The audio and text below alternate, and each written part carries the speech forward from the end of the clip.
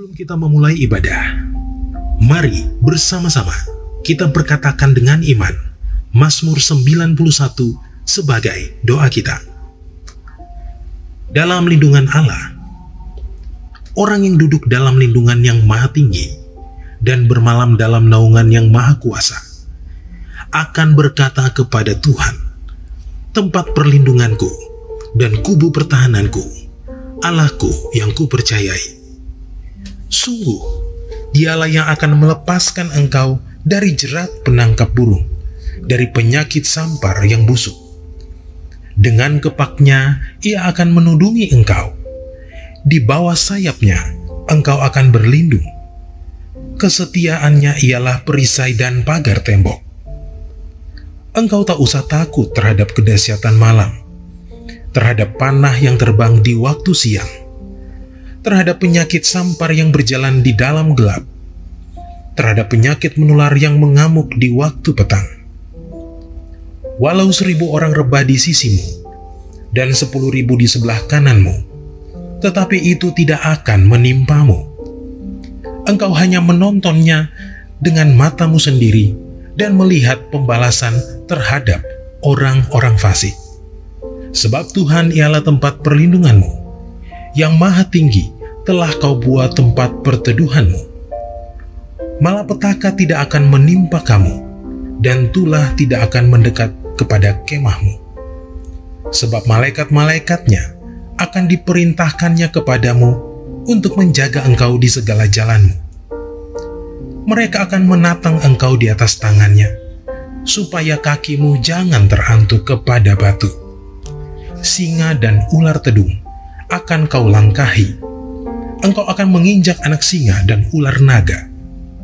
Sungguh, hatinya melekat kepadaku, maka aku akan meluputkannya.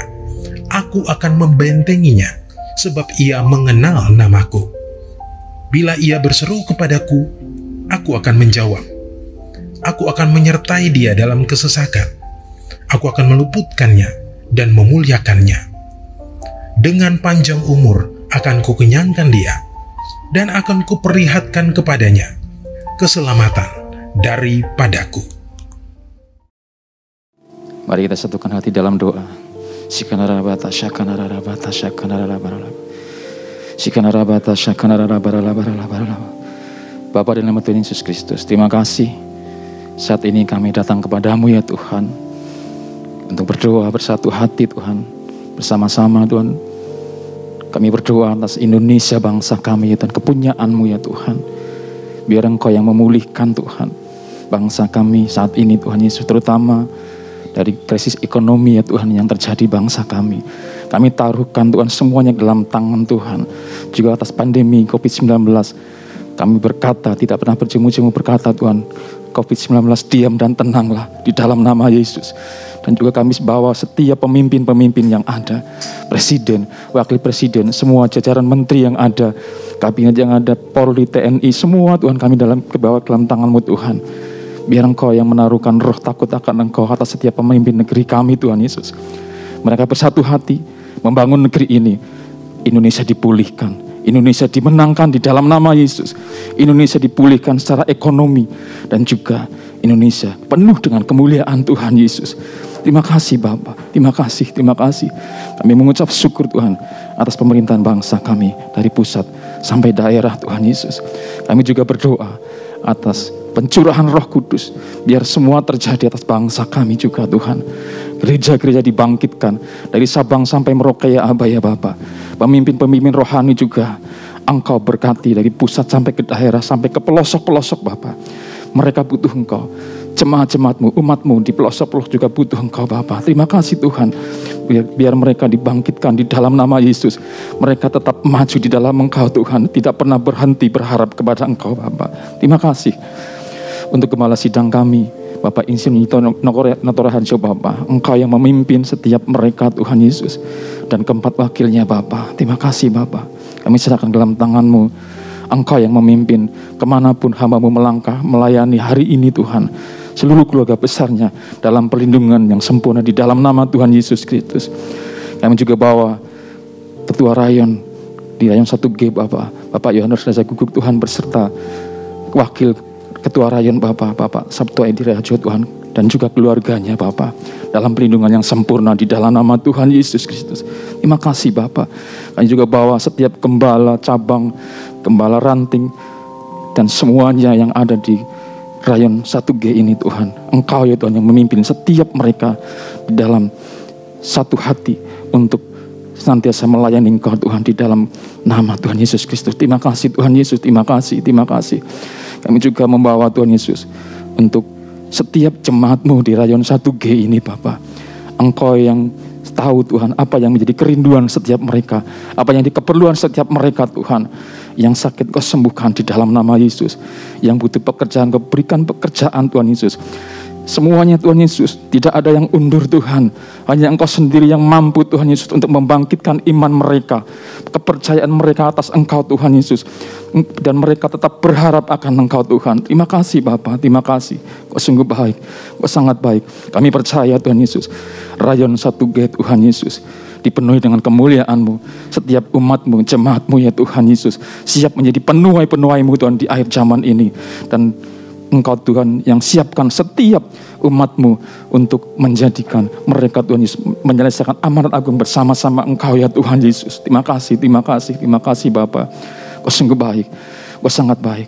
Dan biarlah hari ini semua yang menyaksikan Tuhan ibadah online Rayon 1G Tuhan Yesus, mereka semua Tuhan Yesus merasakan Engkau, merasakan hadirat Tuhan, merasakan pengurapan-Mu Tuhan, merasakan pemulihan Tuhan. Terima kasih Bapa, terima kasih Tuhan Yesus. Segala pujian, hormat, dan kemuliaan hanya bagi nama Tuhan Yesus Kristus. Inilah doa syukur kami. Kami serahkan sepenuhnya dalam tangan-Mu. Di dalam nama Tuhan Yesus Kristus, kami sudah berdoa dan mengucap syukur. Haleluya, haleluya. Amin. Shalom, apa kabar Bapak Ibu Saudara? Mari sama-sama kita memuji Tuhan.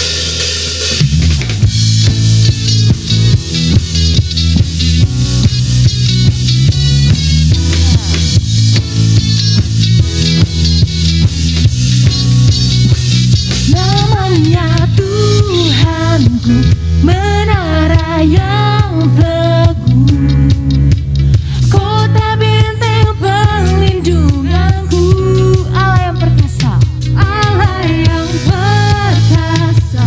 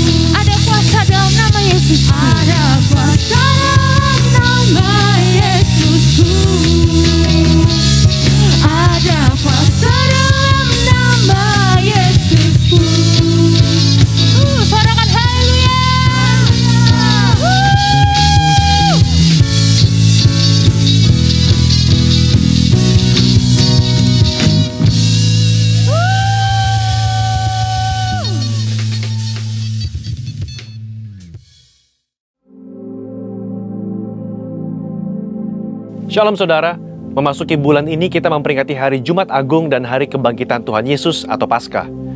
Salah satu perdebatan yang terjadi beribu-ribu tahun sejak gereja berdiri adalah apakah kematian dan kebangkitan Yesus itu benar-benar terjadi atau hanya isapan jempol belaka. Di dalam Voice of Pentecost kali ini, kita akan membahas mengenai fakta kebangkitan Kristus. Pertama, kita perlu bertanya dahulu, apakah Yesus benar-benar mati secara historis di atas kayu salib? Karena ada juga teori yang beredar di luar sana bahwa Yesus tidak benar-benar mati. Faktanya adalah Yesus secara historis terbukti benar mati di atas kayu salib menurut hukuman Romawi saat itu. Kita memiliki bukti-bukti kuat dari kitab Perjanjian Baru dan kitab sejarah di luar Alkitab yang mencatat ada seseorang bernama Yesus yang betul-betul mati di atas kayu salib. Kedua, bahkan seorang pakar sejarah Perjanjian Baru yang juga seorang ateis dan kritikus utama terhadap kebangkitan Yesus, yaitu Dr. Gerd Ludemann, berkata, secara historis tidak dapat disangkal bahwa Yesus betul-betul mati. Nah, yang seringkali menjadi pertanyaan orang adalah, apakah betul Yesus itu bangkit dari kematian? Bagaimana saya bisa menjelaskan hal ini kepada orang yang ragu? Hari ini kita akan melihat setidaknya 4 fakta sejarah yang membuktikan kebangkitan Kristus. Pertama, fakta bahwa kubur Yesus itu kosong. Ini adalah salah satu bukti terpenting mengenai kebangkitan Yesus. Karena bahkan orang-orang yang tidak setuju dengan pengajaran Yesus, yaitu para imam kepala dan orang Farisi, mengakui bahwa kubur itu kosong. Ketika para murid mulai berbicara mengenai Tuhan Yesus yang bangkit dari kematian, mereka sampai harus membuat berita bohong bahwa murid-muridnya datang dan mencuri mayat Yesus. Poinnya adalah, imam-imam kepala saat itu juga sadar bahwa kubur Yesus kosong, tetapi mereka tidak mau mengakui kebangkitan Tuhan Yesus. Mereka membuat berita bohong yang tersebar sampai hari ini. Imam kepala dan orang Farisi tidak bisa menjelaskan bagaimana kubur itu kosong. Kedua, fakta bahwa prajurit Romawi turut menyaksikan kebangkitan Yesus. Kubur Yesus dijaga oleh para prajurit Romawi yang diminta sendiri oleh para imam kepala dan orang Farisi kepada Pilatus. Bagaimana mungkin penjaga-penjaga yang memeterai kubur itu dan menjaganya tidak sadar kalau ada murid yang berusaha mencuri dan membuka batu kuburan itu?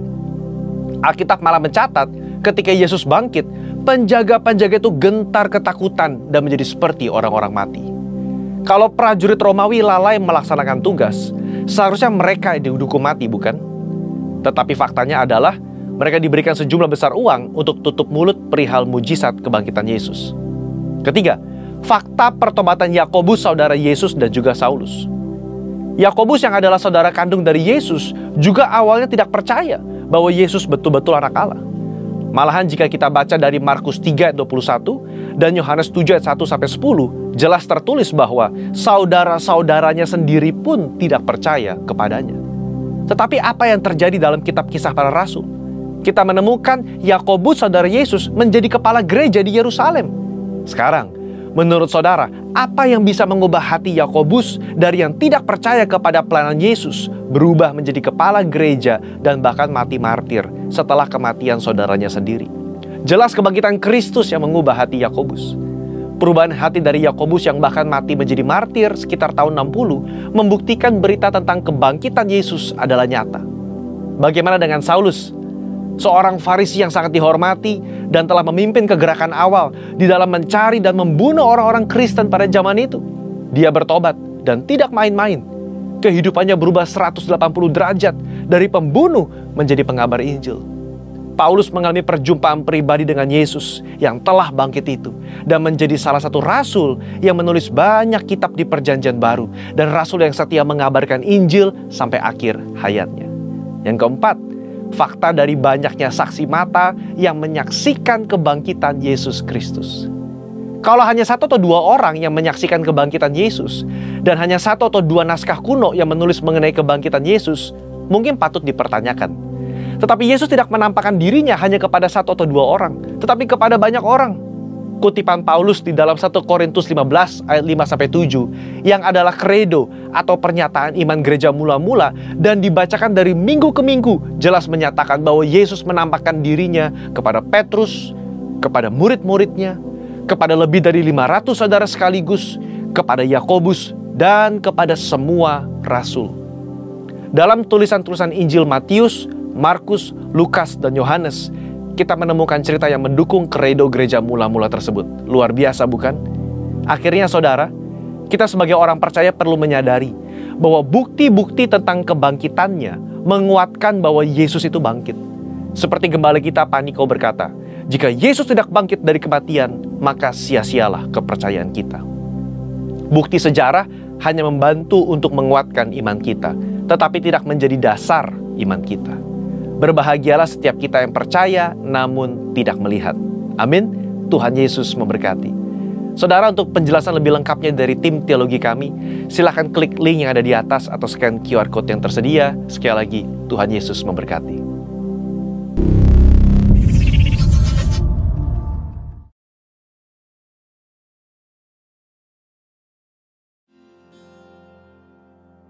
Sebelum lebih lagi kita masuk dalam pujian penyembahan dan firman Tuhan, bersama-sama kita deklarasikan Pentakosta ketiga. Pentakosta ketiga adalah pencurahan Roh Kudus yang dahsyat di zaman ini, melebihi yang terjadi di Azusa Street. Pentakosta ketiga akan mengakibatkan penuaian jiwa yang terbesar dan yang terakhir sebelum Tuhan Yesus datang kembali. Pentakosta ketiga akan membangkitkan generasi Yeremia, yaitu anak-anak muda yang dipenuhi Roh Kudus, cinta mati-matian kepada Tuhan Yesus, tidak kompromi terhadap dosa, dan akan bergerak untuk memenangkan jiwa. Pentakosta ketiga lahir di Indonesia dan bergerak ke bangsa-bangsa. Gerakan ini dari timur ke barat dan akan kembali ke Yerusalem. Pentakosta ketiga akan memberikan kuasa untuk menyelesaikan amanat agung, dan setelah itu Tuhan Yesus datang kembali. Mari Bapak Ibu Saudara, kita siapkan hati kita untuk menyembah Tuhan. Haleluya, kami rindu Kau Tuhan Yesus.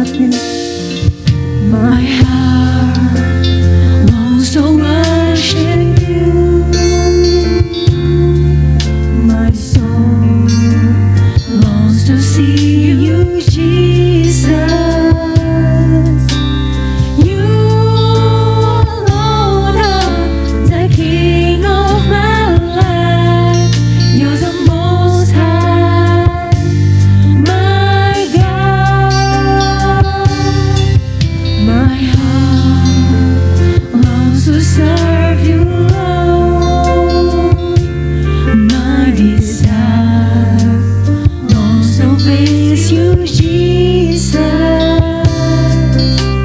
You alone are my hope and my strength. You're the Most High, my God. I worship you, Jesus. I worship you.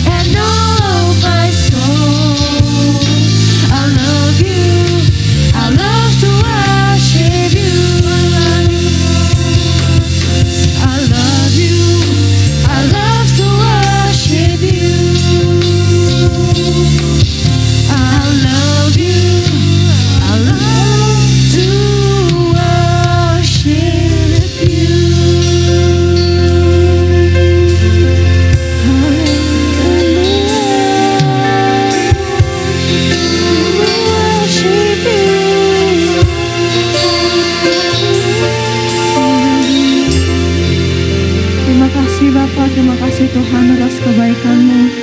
Kalau sebentar kami akan mendengarkan firman-Mu ya Tuhan. Kami percaya firman yang akan kami dengar ini dapat menjadi berkat dan dapat menjadi rema untuk kehidupan kami. Biarlah Engkau juga memberkati hamba-Mu yang akan menyampaikan firman Tuhan. Biarlah Engkau terus yang menyertai kehidupannya, Engkau yang terus membimbing dalam kehidupannya Tuhan. Siapkan hati kami ya Tuhan, bukalah telinga kami. Terima kasih ya Bapa, kami rindu mendengar firman-Mu. Dalam nama-Mu kami berdoa, haleluya. Amin.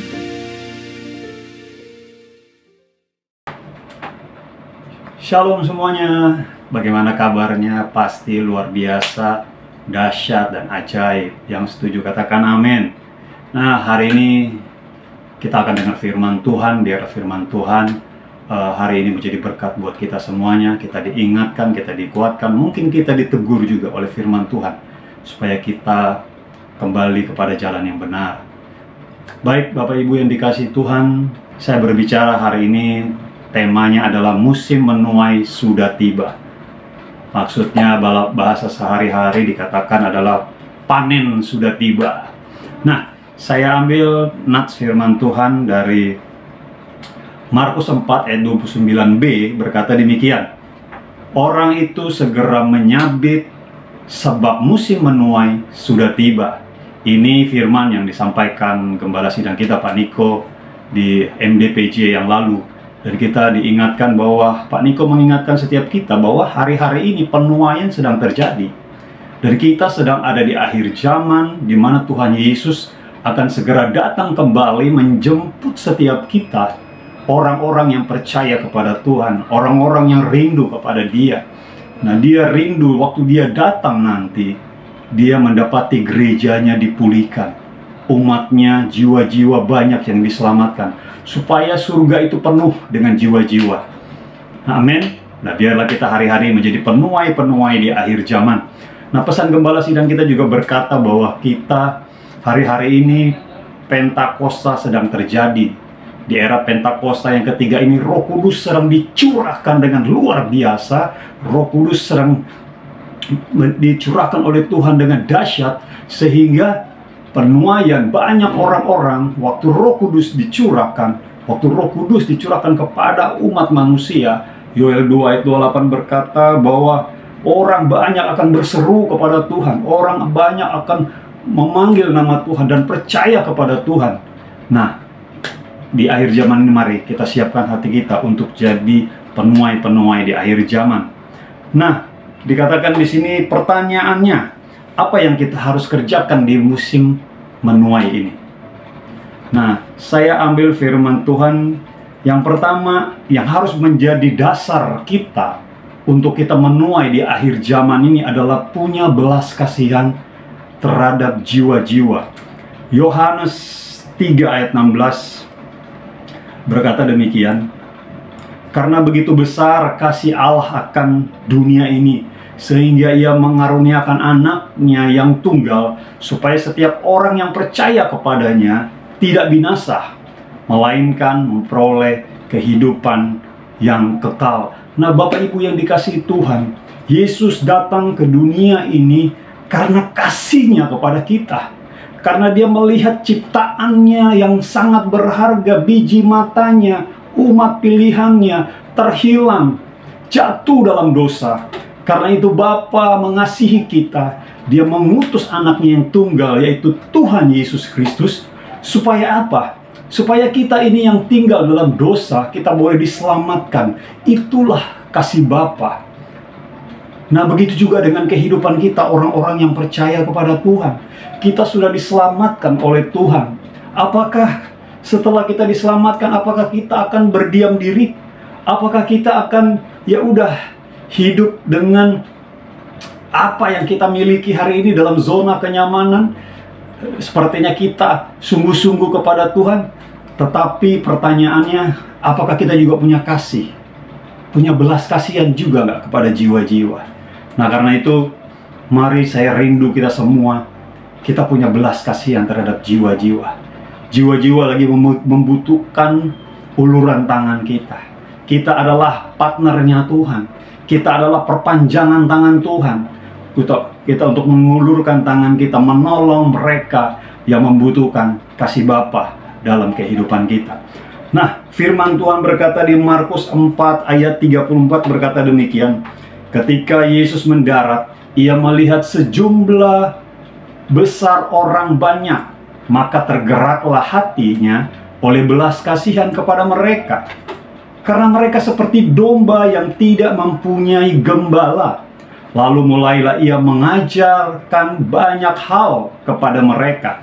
Nah, Yesus memberikan keteladanan buat kita bahwa waktu dia melihat domba-domba, waktu dia melihat banyak orang yang tidak tergembalakan, ditimbullah belas kasihan Yesus.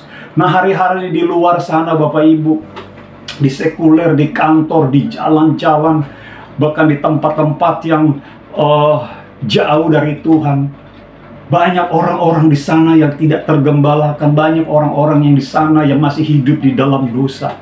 Nah, Tuhan mengingatkan hari-hari ini sebelum Tuhan Yesus datang yang kedua kali, Tuhan mau mengingatkan kita umat Tuhan, mari kita punya belas kasihan terhadap jiwa-jiwa.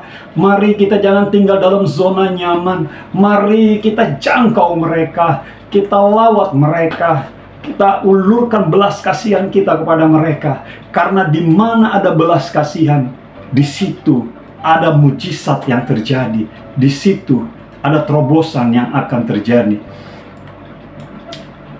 Nah, Bapak Ibu yang dikasihi Tuhan, langkah kita untuk kita menuai di akhir zaman ini, dasarnya tadi saya bilang, kita harus punya belas kasihan. Tuhan Yesus juga memberikan keteladanan buat kita. Dan dikatakan, Bapak Ibu yang dikasihi Tuhan, di sini setelah kita diselamatkan, banyak hari-hari ini gereja mulai kehilangan harap.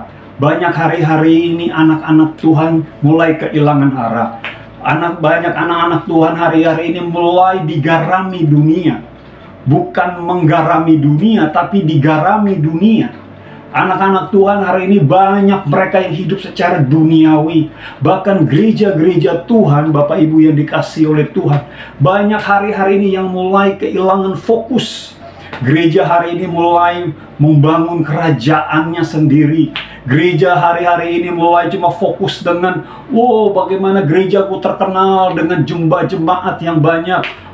Gerejaku ingin terkenal supaya banyak terkenal dengan gereja yang megah. Saya rindu terkenal, gereja saya adalah gereja yang mempunyai fasilitas yang luar biasa.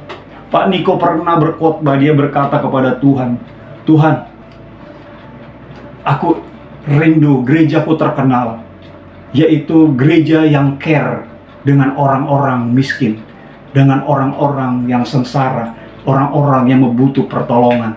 Nah, inilah Bapak Ibu yang dikasihi Tuhan, kita harus mengikuti keteladanan gembala sidang kita juga, Pak Niko. Jangan kita terfokus hanya kepada hal-hal yang materi, hal-hal yang kelihatan, tetapi marilah kita fokus kepada jiwa-jiwa. Fokus, waktu kita punya fokus kepada jiwa-jiwa, kita akan melihat terobosan-terobosan yang dahsyat terjadi dalam kehidupan kita.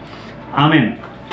Pertanyaannya adalah, tindakan nyata apa yang harus kita lakukan untuk menyelamatkan jiwa-jiwa?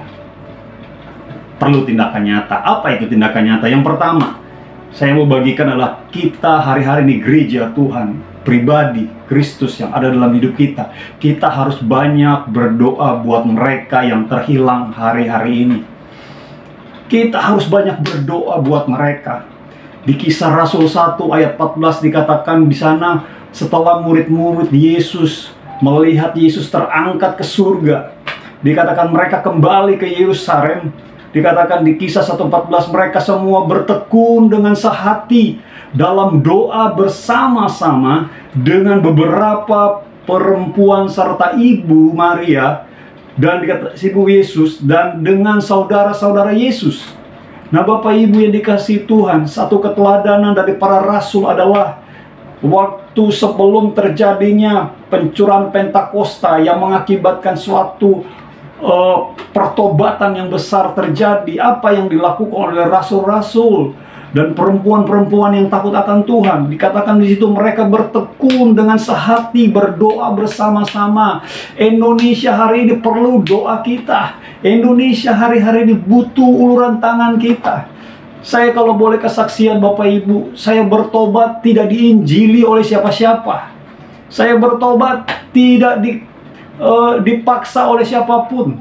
Tetapi saya bertobat karena saya mengalami perjumpaan dengan Tuhan secara langsung dalam hidup saya lewat satu penglihatan. Bukti bahwa ternyata, kenapa? Pertanyaannya mungkin kenapa saya bisa bertobat? Karena ada gereja yang berdoa, karena ada orang-orang yang berseru kepada Tuhan minta pertobatan. Sehingga saya yang tanpa diinjili, yang tanpa diajak ke gereja, saya mengalami pertobatan. Dan saya serahkan hidup saya kepada Tuhan karena saya berjumpa dengan Tuhan Yesus yang luar biasa itu. Ini satu bukti bahwa doa itu sangat luar biasa. Nah, pada waktu itu, waktu Yesus terangkat ke surga, Yesus disaksikan hampir sekitar 500 murid. Tetapi waktu setelah mereka kembali ke loteng atas, di sana berkumpullah murid-murid. Ternyata kalau dihitung waktu itu Alkitab juga mencatat, dikatakan hanya sekitar 120 murid yang berkumpul, yang unity, sehati. Nah, ini menunjukkan Bapak Ibu yang dikasihi oleh Tuhan, bahwa berdoa bersama-sama, berdoa secara pribadi buat jiwa-jiwa, buat keluarga kita, buat teman kita, itu bayar harganya luar biasa. Dan orang yang tidak punya belas kasihan, orang-orang ini tidak sanggup untuk berdoa untuk hal itu. Tapi orang yang punya belas kasihan kepada jiwa-jiwa, dia akan bayar harga berapapun harganya.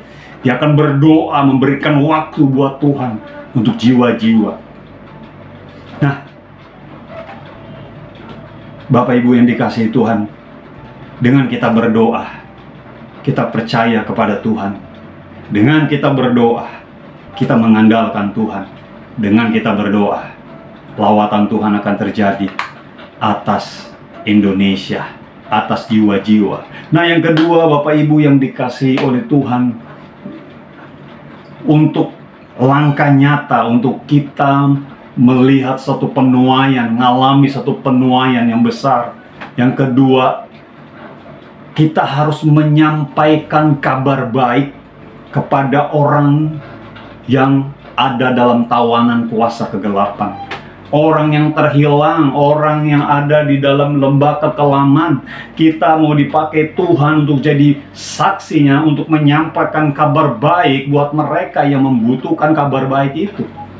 Di luar sana, Bapak Ibu, setelah tadi saya katakan waktu kita berdoa, saya tanpa diinjili bertobat, tapi bukan berarti kita tidak perlu lagi menyampaikan kabar baik. Kabar baik itu tetap harus kita sampaikan. Karena firman Tuhan, amanat agung Tuhan Yesus berkata, pergilah, jadikanlah semua bangsa muridku. Ini adalah satu perintah. Berarti bahwa kita harus juga menyampaikan kabar baik. Kabar baik tentang apa? Tentang keselamatan. Tentang Yesus sudah mati buat kita, berkorban buat kita. Dan Yesus telah bangkit. Dan Dia mempersiapkan segala sesuatu di surga supaya kita, orang-orang ini yang saat ini masih di bumi, kita boleh memperoleh keselamatan dari Tuhan. Haleluya, kita percaya. Yesaya 61 ayat 1 berkata demikian, Roh Tuhan ada padaku, oleh karena Tuhan telah mengurapi aku. Ia telah mengutus aku untuk menyampaikan kabar baik kepada orang-orang yang sengsara dan merawat orang-orang yang remuk hati, untuk memberitakan pembebasan kepada orang-orang yang tertawan dan kepada orang-orang yang terkurung, kelepasan dari penjara. Nah, Bapak Ibu yang dikasihi Tuhan, firman Tuhan dikatakan, Yesaya berkata, Tuhan telah mengurapi aku. Dan dikatakan sini, ini gambaran juga Yesus. Dikatakan waktu roh Tuhan turun atas hidup Tuhan Yesus, Dikatakan Tuhan Yesus akan menyampaikan kabar baik, dan dikatakan kepada orang-orang yang sengsara, orang-orang yang remuk hati, dan memberitakan pembebasan kepada semua orang. Nah, hari ini Bapak Ibu, sampaikanlah kabar baik itu kepada orang yang di sekitar kita. Biarlah hidup kita ini menjadi kesaksian buat orang-orang di sekeliling kita. Biarlah hidup kita ini menjadi surat yang terbuka buat orang-orang yang membutuhkan pertolongan dan keselamatan daripada Tuhan. Roma 10 ayat 14 berkata demikian. Tetapi bagaimana mereka dapat berseru kepadanya, kepada Yesus, jika mereka tidak percaya kepada Dia? Bagaimana mereka dapat percaya kepada Dia jika mereka tidak mendengar tentang Dia? Bagaimana mereka mendengar tentang Dia jika tidak ada orang yang memberitakannya? Dan bagaimana mereka dapat memberitakannya jika mereka tidak diutus? Seperti ada tertulis betapa indahnya kedatangan mereka yang membawa kabar baik. Puji Tuhan, Bapak Ibu yang dikasihi oleh Tuhan, hari-hari ini kalau melihat ada orang-orang di sekitar berseru kepada Tuhan, kalau kita mau lihat di depan kita banyak orang yang percaya kepada Tuhan, kita harus menjadi orang pribadi yang dapat membawa kabar baik. Kita harus siap diutus. Kita harus jadi saksi dimanapun kita berada. Dan biarlah lewat hidup kita banyak jiwa-jiwa yang diselamatkan. Yesus sudah mati terlebih dahulu. Karena itu pun kita harus mati buat jiwa-jiwa. Daging kita harus mati untuk keselamatan orang-orang di sekeliling kita. Nah, yang ketiga, langkah ketiga, tindakan nyata apa yang kita harus lakukan di hari-hari terakhir ini, Bapak Ibu yang dikasihi Tuhan, semuanya generasi Yeremia. Yang ketiga adalah kita harus melakukan perbuatan yang baik. Ya, tadi yang pertama tadi saya sampaikan adalah kita harus banyak berdoa untuk jiwa-jiwa yang terhilang. Yang kedua, kita harus menyampaikan kabar baik kepada orang-orang yang tertawan. Dan yang ketiga, Bapak Ibu yang dikasihi Tuhan, kita bukan sekedar bukan cuma punya berdoa, bukan cuma menyampaikan kabar baik, tetapi kita juga harus melakukan, ada tindakan, ada action yang kita harus lakukan untuk supaya jiwa-jiwa itu diselamatkan. Matius 5 ayat 16 berkata demikian.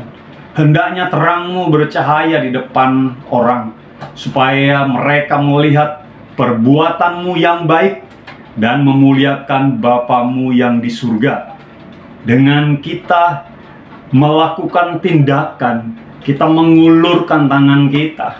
Mungkin kita berdoa kepada Tuhan, Tuhan apa yang harus aku lakukan ya Tuhan untuk keselamatan jiwa-jiwa ini. Saya sudah berdoa, saya sudah memberitakan Injil, saya sudah menyaksikan hidup saya buat orang. Tetapi tindakan nyata apa yang harus saya lakukan ya Tuhan? Kita berdoa kepada Tuhan, minta tuntunan Tuhan apa yang harus kita kerjakan. Nah, waktu perbuatan baik kita dilihat oleh orang lain, dikatakan jelas di sini,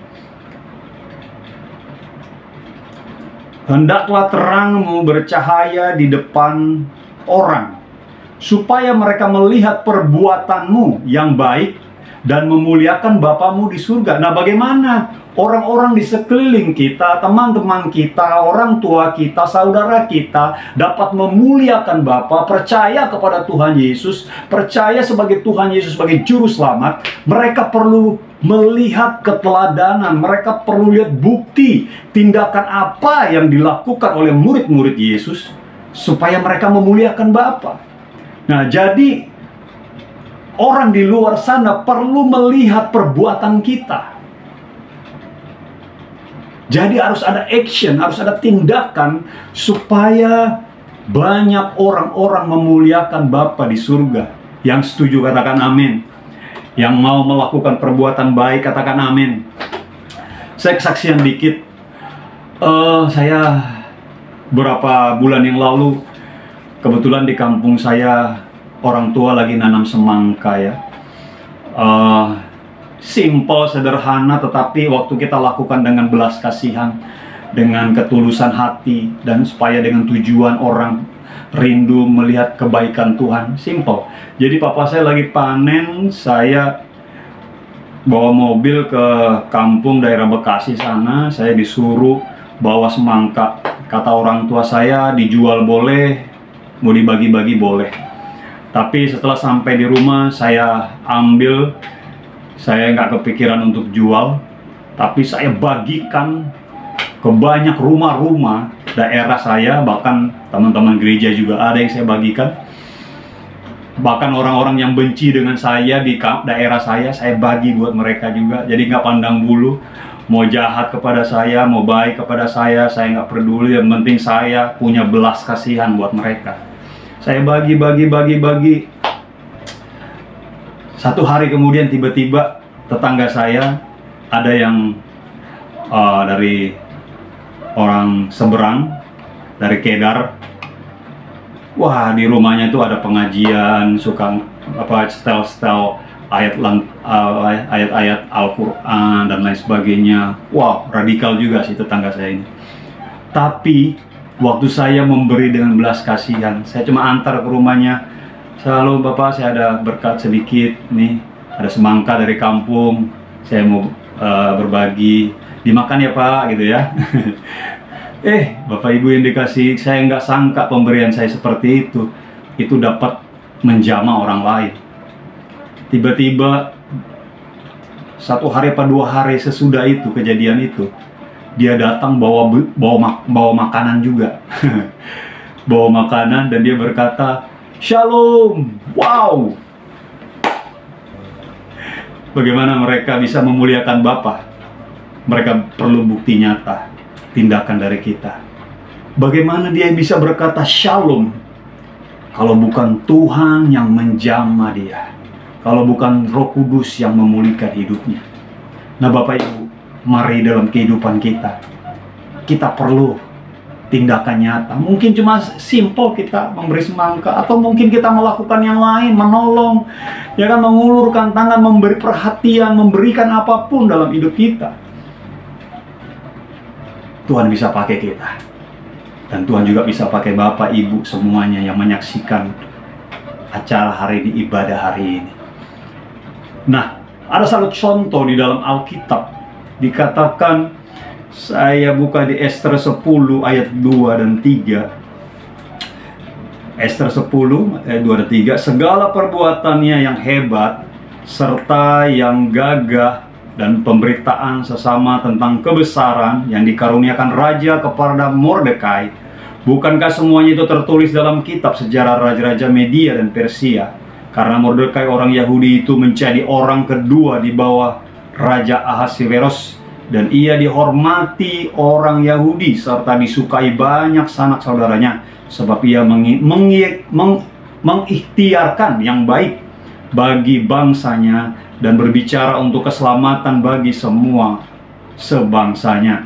Nah Bapak Ibu, ada satu tokoh dalam Alkitab namanya Mordekai. Mordekai dan Ester ini mereka punya kerinduan yang sangat kuat waktu mereka ada di dalam pembuangan, yaitu mereka rindukan suatu pemulihan atas negeri mereka. Mereka rindu ada keselamatan atas rakyat Israel di waktu di pembuangan itu. Dikatakan di sini, tiba-tiba dikatakan raja mempercayakan Mordekai, dia menjadi orang 2 terbesar. Kalau Yusuf waktu itu hanya orang nomor 2 di Mesir, tetapi Mordekai ini menjadi orang kedua di bawah Ahasveros, dan Ahasveros itu membawai kerajaan-kerajaan pada waktu itu. Bukan cuma satu kerajaan, tetapi beberapa kerajaan. Tetapi kita belajar dari sini, apa yang dikatakan yang menjadi kunci dari Mordekai adalah Mordekai mengikhtiarkan yang baik buat keselamatan bangsanya. Nah Bapak Ibu yang dikasihi Tuhan, mari kita berikhtiar yang baik buat jiwa-jiwa di sekitar kita. Mari kita berikhtiar yang baik buat bangsa ini. Dan mari kita berikhtiar yang baik buat negeri ini. Dan biarlah firman Tuhan ini menjadi berkat buat kita. Yeskiel 33 ayat 11 berkata, katakan kepada mereka, demi aku yang hidup, demikianlah firman Tuhan Allah, aku tidak berkenan kepada kematian orang fasik, melainkan berkenan kepada pertobatan orang fasik itu. Nah Bapak Ibu yang dikasihi Tuhan, oh Tuhan Yesus, kerinduan Tuhan, dia rindu banyak jiwa diselamatkan, dia rindu banyak orang bertobat. Karena itu kita juga harus punya belas kasihan, kita juga harus mengasihi jiwa-jiwa di dalam nama Tuhan Yesus. Terima kasih, mari kita berdoa. Bapa, terima kasih buat firman-Mu. Kami berdoa buat saudara-saudara kami yang ada di rumah-rumah, dimanapun berada menyaksikan acara ini. Tuhan memberkati mereka, Tuhan melindungi. Pakai kami untuk menjadi alat-Mu ya Tuhan. Di akhir zaman ini untuk merebut jiwa-jiwa dari kegelapan, dari neraka, supaya mereka boleh diselamatkan. Kami rindu ya Tuhan, kami rindu ya Tuhan, jiwa-jiwa dimenangkan bagi Kristus. Terima kasih Bapa, terpujilah nama-Mu selama-lamanya. Mari kita angkat tangan kita, akan kita terima berkat Tuhan yang besar atas hidup kita. Kekasih-kekasih Kristus, terimalah hari ini berkat Tuhan yang besar atas hidupmu. Tuhan memberkati engkau, Tuhan melindungi engkau, Tuhan menjagai engkau, dan Tuhan memberkati hidupmu. Terimalah berkat yang besar dari Allah Bapa kita, cinta kasih di dalam Tuhan Yesus Kristus, persekutuan di dalam nama Tuhan Yesus akan menyertai kita mulai hari ini, Maranatha, dan sampai selama-lamanya, sampai Tuhan Yesus datang kembali. Amin, amin. God bless you. Haleluya.